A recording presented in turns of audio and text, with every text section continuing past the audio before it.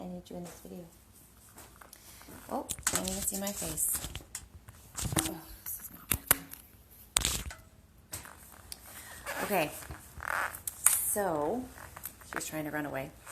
This video is mostly for those that have pets or know somebody that has pets, pretty much for anybody. So I thought I would let you know that Kona, my dog, come over here, lay down. There we go. Wonderful. She gets so many ear infections, and we used to go through the process of going to the veterinarian, the one I worked with, and anyone I worked with, and we would do the whole process. We would check her ears, and the reason I would know she's getting one is she's constantly shaking her head, constantly stopping to scratch at her ears, and then it smells like yeast. So any vet I worked for, we would get in there, look in her ears with the scope, and she hated it. She's such a baby about it. And we would then clean it out, and then we would put in the wash, clean it out, let her shake, wait, and then put in the ointment, which is an antibiotic, antibacterial, it's an antifungal, and it's a steroid. So there's a lot going on there, and the ears always stay moist, so it's not really helping.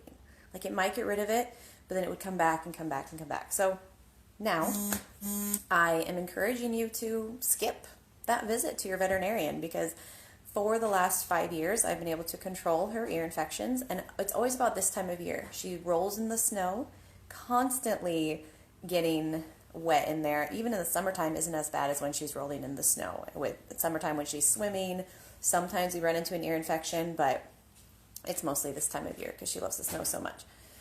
So she has one right now, and this takes about 2 days. Just 2 days to get rid of the ear infection, and I just use essential oils. So I would encourage you to do the same, because again, your dogs probably stress out a ton when it comes to going to the veterinarian. Oh my gosh, she's running away already. She doesn't love it. They don't like the smells very much. Kona, come here. Kona, come here. So here's my process. Cotton balls, okay? I'm gonna have to move the camera. So cotton balls, I usually grab one, sometimes two, and I have lavender and melaleuca.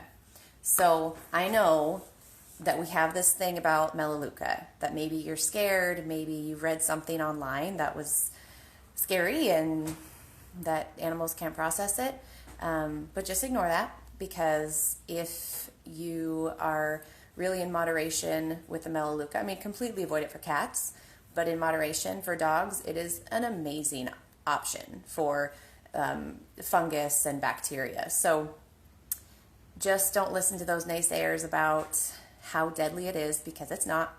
And for the short amount of time I'm using it on her ears, for 2 days, maybe 2 to 3 times a day, it's definitely not going to harm my dog, and I know better because I have studied it and I've done the research, and I know what I want to put on my animals and what I don't.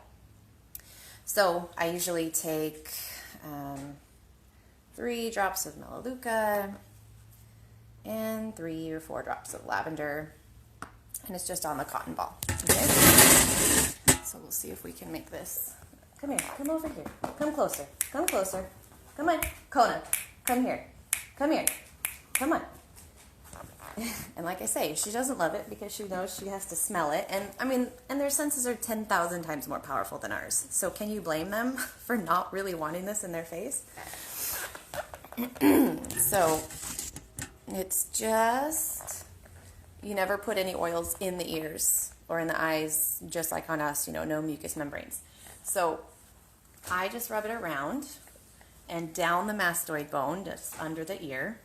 So I rub it around, and then I place it in the ear, and I just let it sit there. So I just leave it here without letting her shake her head. And usually for a minute or 2 minutes, so it can soak in, it's do its thing. She gets her little massage, gets loved on. And I do this in the morning, midday, and in the evening as often as I can. Sometimes I just hit it up twice. But in 2 days, this will be gone. She won't be shaking her head anymore. And I have found options for her urinary tract infection and all kinds of stuff. And it was a really interesting thing to have a veterinary board at our essential oil convention and just helping us realize that we can do just as much for our pets and avoid those doctor visits as many times as we can with ourselves when we have the preventative stuff to help us out and have in our home. So let me know what you think. Are people coming in with, oh, we're just watching. Okay. So let me know if you have any questions. Bye-bye.